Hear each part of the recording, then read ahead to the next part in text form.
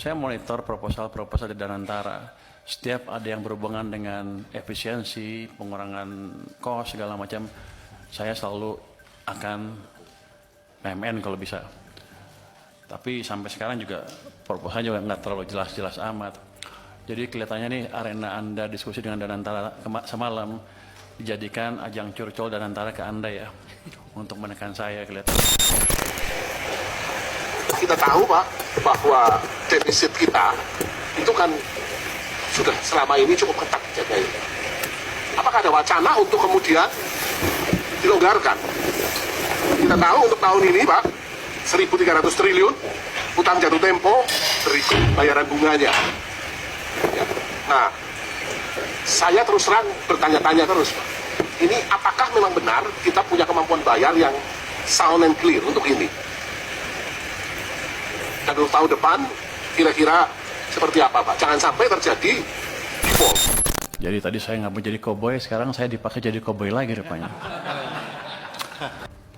Mungkin beberapa kalangan akan tersinggung dan saya minta maaf kalau ada yang tersinggung. Tapi ini untuk langkah untuk memperbaiki ekonomi kita seperti apa. Target pertumbuhan ekonomi 8%, ya 3 tahun, 4 tahun ke depan udah kelihatan lah. Kan saya dukun, kita dapat lah. Kalau gue nggak dipecat. Nah ini banyak yang sakit hati katanya, wah si Purbaya hantam sana hantam sini. Saya nggak hantam sana, nggak hantam sini. Saya cuma betulin yang menurut saya harus dibetulin. Waktu DPR kan saya ngomong Pertamina. Kenapa saya bicara tentang Pertamina? Karena DPR hantam saya di situ. Hantam-hantam pakai Pertamina alasannya. Saya hantam Pertaminanya aja. Tapi kan teman-teman pasti mikir Purbaya ngomongnya ngaco. Enggak. Saya beberapa tahun, 3 tahun di Menko Maritim sebagai Deputi Bidang Kedaulatan Maritim dan Energi. Listrik, minyak di bawah koordinasi saya, walaupun nggak pernah datang sih mereka. Tapi saya monitor terus kejadian di sana dan itu data yang saya sebutkan nggak pernah salah.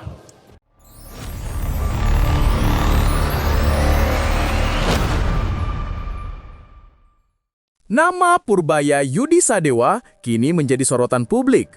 Baru 1 bulan menjabat sebagai Menteri Keuangan menggantikan Sri Mulyani, ia sudah menjadi bahan pembicaraan hangat di Senayan dan di seluruh ruang publik ekonomi Indonesia. Namun bukan karena skandal atau kegagalan, melainkan karena caranya bicara, tegas, blak-blakan, dan apa adanya. Sebuah gaya yang jarang terlihat di panggung birokrasi Indonesia. Di forum Investor Daily Summit 2025, Purbaya menanggapi kritik terhadap dirinya dengan satu kalimat sederhana namun syarat makna. Nah ini banyak yang sakit hati katanya, wah si Purbaya hantam sana hantam sini. Saya nggak hantam sana, nggak hantam sini. Saya cuma betulin yang menurut saya harus dibetulin. Banyak yang sakit hati katanya. Wah, si Purbaya hantam sana hantam sini. Saya nggak hantam siapapun. Saya cuma betulin yang menurut saya harus dibetulin.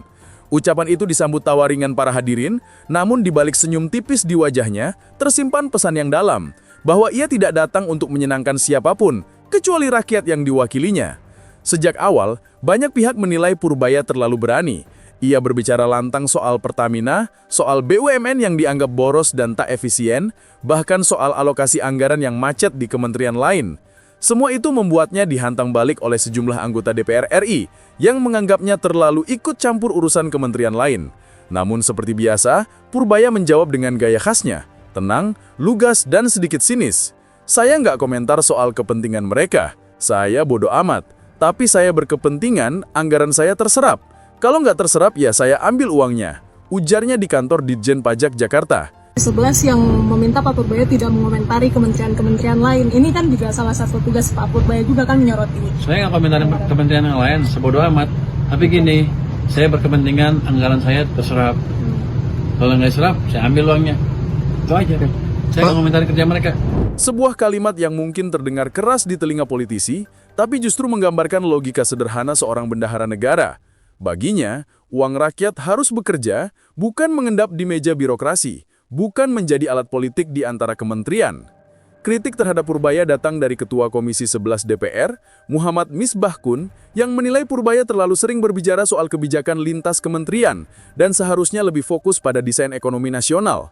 Misbahkun juga menyoroti langkah cepat Menkeu menaikkan defisit APBN dari 2,48% menjadi 2,68% tanpa pembahasan mendalam dengan parlemen, serta soal rencana pemangkasan program makan bergizi gratis (MBG) yang dianggap tidak terserap dengan baik.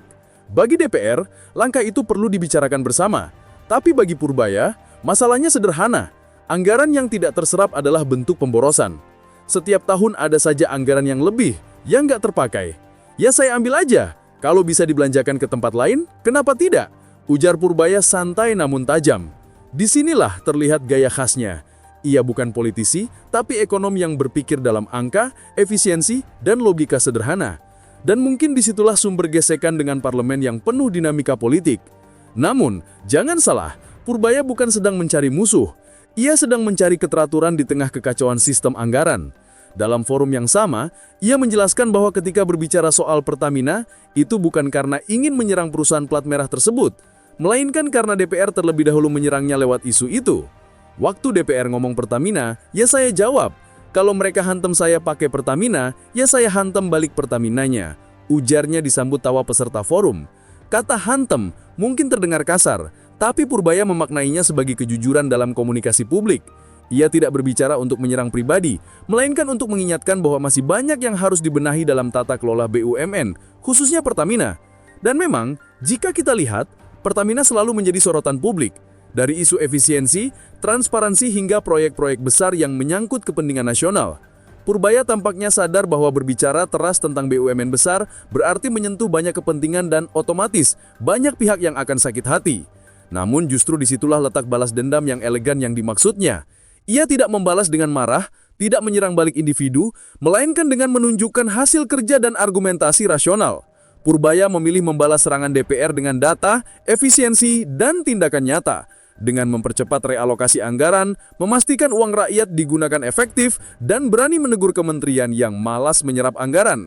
Itulah versi balas dendam Purbaya. Elegan, tapi menggigit. Di tengah hiruk-pikuk politik dan tarik-menarik kepentingan, gaya seperti ini tentu rasanya asing. Apalagi ketika banyak pejabat lebih memilih diam daripada menyinggung pihak lain di Senayan atau di kursi kabinet. Namun seperti kata pepatah, kejujuran memang tidak selalu disukai, tapi selalu diperlukan. Dan itulah yang tampaknya dijalankan oleh Menteri Keuangan Purbaya. Kini publik menunggu, apakah gaya kepemimpinan keras tapi jujur ini bisa membuat perubahan nyata atau justru menjadi batu sandungan di tengah iklim politik yang sensitif. Yang jelas, lewat tutur santainya, Purbaya mengirim pesan yang kuat. Saya nggak cari masalah, saya cuma ingin memperbaiki hal-hal yang salah. Kalimat sederhana tapi mencerminkan karakter pejabat yang berani berdiri di antara badai kritik tanpa kehilangan arah dan tanpa kehilangan senyum. Mungkin inilah yang disebut balas dendam dengan cara elegan.